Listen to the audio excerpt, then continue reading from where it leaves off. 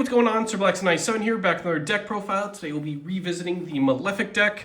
Got a new bit of extra deck support, and a few other cards have kind of shifted around the ban list. So the main deck is also kind of spiced up a bit just to help fill up our graveyard and banish zone. So without further ado, let's take a look at the new stuff we've got, starting with some old and familiar faces. Our main boss monster from the extra deck, Malefic Paradox Dragon. Does require specifically Malefic parallel gear, so it is a synchro overtake target, which is nice, along with a non-tuner Malefic. When it's synchro summoned, we can just monster born a synchro from either player's graveyard. And if Malefic World is not on the field, it will blow itself up. Like all Malefics, a field spell is needed to keep most of them alive. Malefic Paradox is one of two, the other being Malefic Paradigm, that require specifically their home field, Malefic World. So if you do want to tech in other field spells like Chicken Game, Magical Midbreaker Field, Where There's a Will, There's a Way, Necro Valley even, definitely just take in consideration that two of your main monsters probably won't be making the jump with you. And in earlier formats, I would also suggest Mystic Mine, but that's a terrifying card, so we're just going to skip over it. It's also banned.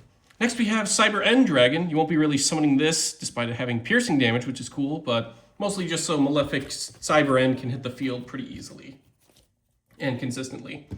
We're pretty much running 3 copies of all of the main extra deck monsters to get our main Malefics on the field. So again, Pot of Extravagance can also help, but we're also running a bunch of Darks. So Allure of Darkness can also provide you with some good draw power.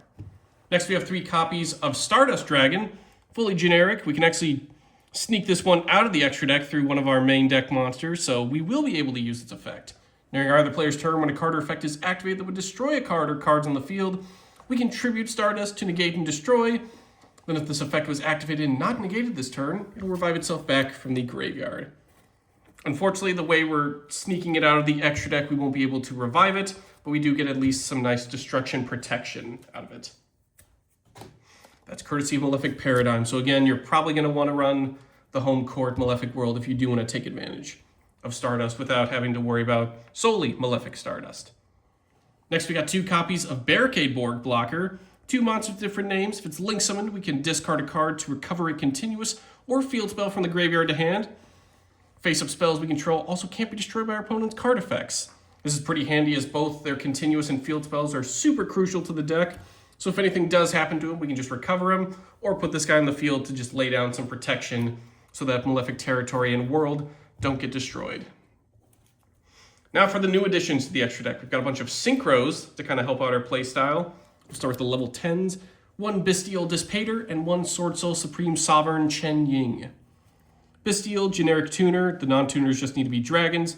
You can target a banished light or dark monster, special summon it to your field. When your opponent activates a monster effect, quick effect, you can target a banished card, shuffle it into the deck. If you shuffle it into yours, you destroy that monster. If you shuffle it into your opponent's, you negate that activated effect. We'll have plenty of our stuff being banished, so if you really just don't like the monsters your opponent's activating with, definitely shuffle into your deck and start sniping them away, but there's also plenty of opportunities to banish your opponent's stuff, so you can just outright stop the effects as well. That's usually done through Chen Ying, fully generic. For each banished card, it gains 100 attack and defense, and also monsters your opponent controls lose 100 attack and defense for every banished card. If it would destroy by card effect, you can banish a card from the graveyard instead, and if a card is ever banished, you can banish a card each from your opponent's field and graveyard. So this is a nice way to fill up your opponent's banish zone with stuff, so that Dissipator can also negate when it shuffles it back. And again, it just fuels the banished playstyle, giving it a nice little stat boost. Finally, our level 12 synchros, we have Centurion Auxila and Super Heavy Samurai Brave Masuwaro. We'll start with Auxila. Both are fully generic though. Face-up cards in your spell and trap zone can't be destroyed by card effects thanks to Auxila. If it's special summon, we can add a Centurion card to hand, and during the end phase, we can place one of our non-synchro Centurion monsters that is banished from the graveyard back into the spell and trap zone as a continuous trap. For the most part, we're just using this to protect Malefic territory and also get a nice 3,000 attack synchro. But if you do want to splash in some Centurions to make use of those effects, by all means, feel free to expand your arsenal. But for the most part, we're just using it for the protection on our spell and trap zone and for the big attack. Masuwaro can attack while in face-up defense position. It applies its defense for damage calculation in that case. Super Heavy Samurai monster we control will be destroyed by a battle or card effect. Destroy a different one we control instead. Once per turn, if our opponent activates a spell or trap effect, we can draw until we have 3 cards in our hand. Nice way to resupply our hand, and also it's one of the few super heavy samurais that doesn't really care if we do have spells and traps in the graveyard. Very nice. So again, just big damage, easy to summon level 12 synchro, and we get a nice little resupply on our hand too. Moving on to the main deck, as kind of spoiled earlier, we do have Malefic Stardust Dragon, 3 copies. As mentioned, at least a majority of the Malefics will blow themselves up if no field spell is present. There can only be 1 face of Malefic monster. You can only attack with 1 monster during your turn, and you just special summon the main deck ones by banishing their extra deck counterparts. Malefic Stardust, though, is unique in that it does have the effect where face-up field spells cannot be destroyed by card effects, so it's a nice way to just protect yourself and your Malefic world. Or in this case, Gravekeepers would use it to protect Necro Valley. So if you do want to experiment with other field spells, definitely max out on Malefic Stardust regardless. Next we have 3 copies of Cyberend. Basically just has the standard hallmarks for Malefic effects. No unique effect, it just needs to banish Cyberend Dragon. Again, run as many of each as you want, but I prefer to max out when I see these guys, just so I can constantly hit 4,000 attack when I need to. Next, we have 3 copies of Malefic Paradigm Dragon. Basically, this just banishes Malefic Paradox Dragon. This one does require Malefic World to keep itself on the field, just to keep that in mind when you're building out your Malefic deck.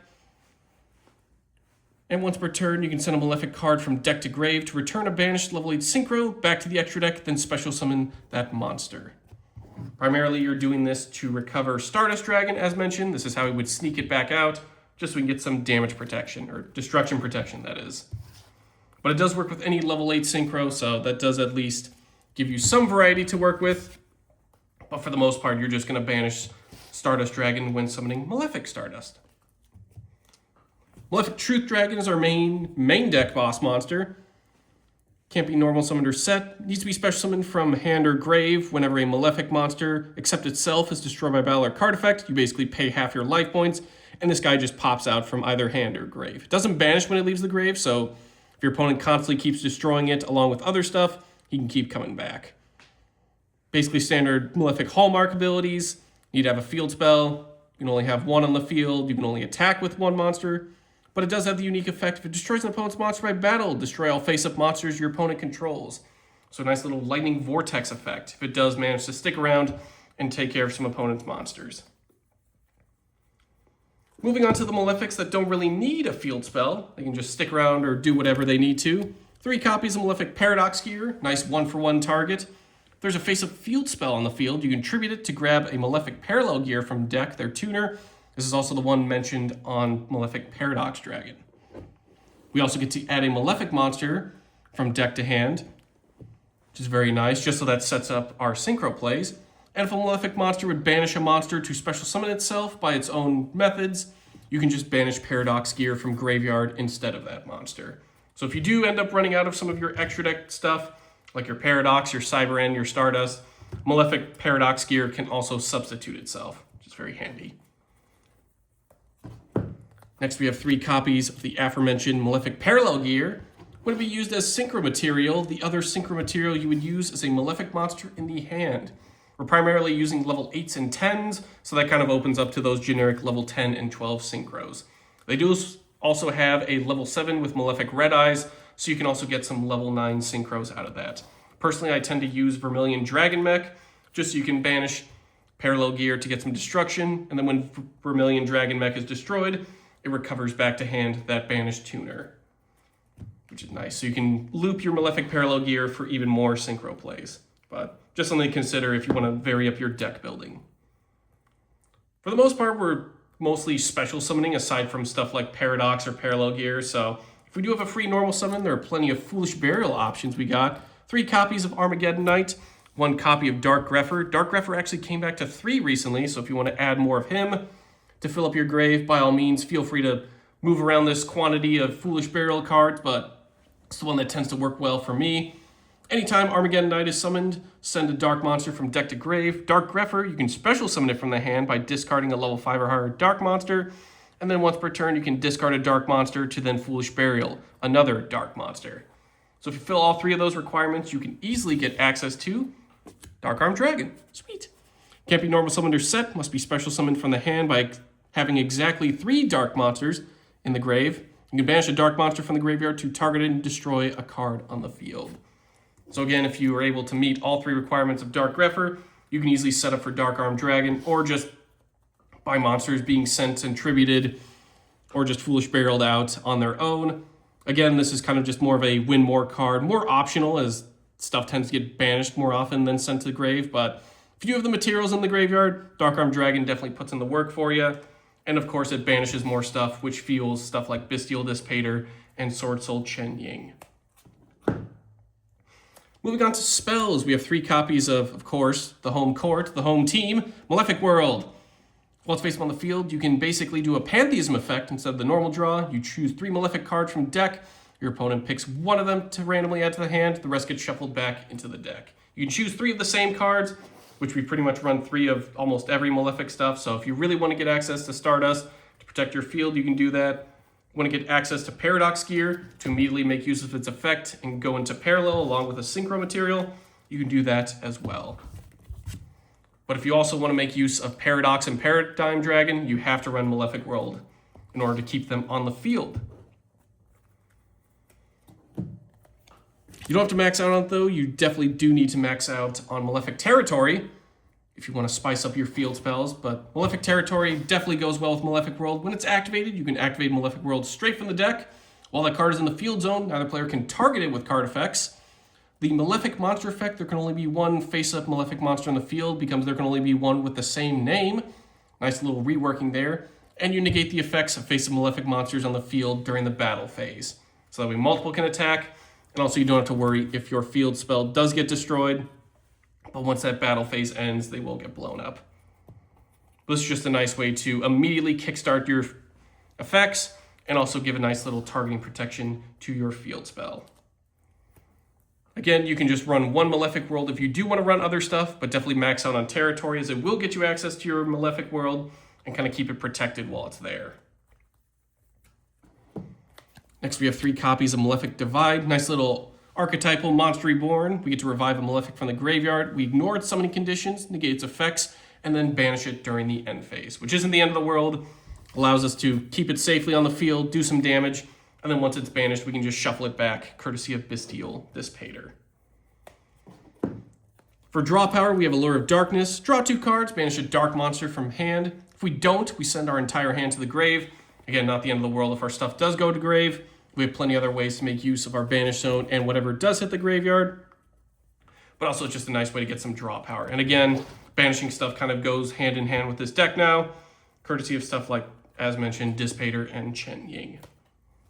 For our 1-ofs, we have 1-for-1, Reinforcement of the Army, and Terraforming. 1-for-1 is just to get to Paradox Gear. We send a monster from hand to grave to grab a level 1 monster from hand or deck. Reinforcement of the Army just grabs us a level 4 lower warrior from deck to hand. Basically our Armageddon Knights or Dark Greffers. Again, if you want to max out on Dark Greffer to really get Dark Armed Dragon set up, definitely go that route, but still, Reinforcement of the Army is just a nice way to get your Foolish Burial cards in position. And then Terraforming, just so we can search our field spell. In the event we don't see Territory or any other way to search out a field spell, Terraforming at least gets us closer to Malefic World. Moving on to traps, we have 3 copies of Malefic Claw Stream. If we control a face-up Malefic monster, lets us target and destroy a monster our opponent controls. Just a nice little bit of removal. Even if our stuff is getting negated in terms of its effects, we can still at least pop cards on our opponent's turn and during ours, just so we can clear out the field easily. Next, we have 3 copies of Metaverse. Take a field spell from the deck, either add it to the hand or just straight up activate it. Nice little Malefic Territory during our opponent's turn. Just put that Malefic World up during the end phase, so that way during the draw phase you can get that Pantheism effect, or just kind of keep it in hand if you really don't want to have your spells and traps destroyed just yet. And then finally, not so much the heart and soul of the deck, but much like Malefic Territory, kind of removes the negatives of the deck. Skill Drain. We can only run 1 of it currently, but if it ever changes on the ban list, absolutely max out on as many copies as you're able to. Activated by paying 1,000 life points, we negate the effects of all face-up monsters on the field while they are face-up on the field. They can still activate their effects, they just fizzle out. But this is basically just a nice way to keep our Malefics going. We can attack, we can swarm, and we don't have to worry about field spells getting in our way. Just make note that it kind of takes care of all the other effects, but still, keeping it from being destroyed by the field spell is definitely worth it for the skill drain. Whew! I think I've hit my daily quota of Bestial Dissipator and Banishing, and also the word Malefic. But that'll do it for today's deck profile. Thank you all for watching. I've been Sir Blackson97, and we'll see you all next time.